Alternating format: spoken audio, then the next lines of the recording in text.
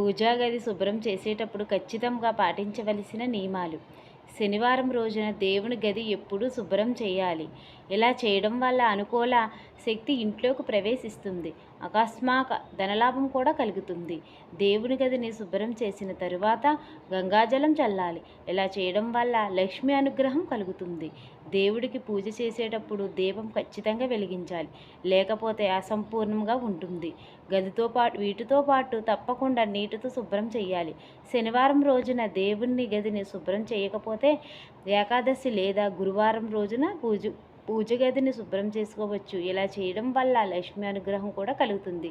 పూజా గదిని శుభ్రం చేసేటప్పుడు సమయంలో దేవుని విగ్రహాలు నేలపై ఎట్టి పరిస్థితుల్లోనూ ఉంచకూడదు. శుభ్రమైన ప్రదేశంలో తెల్లటి గుడ్డ మీద పెట్టాలి. దేవుని గదిలో పూజ చేసిన తరువాత ఖచ్చితంగా తలుపులు మూసివేయాలి.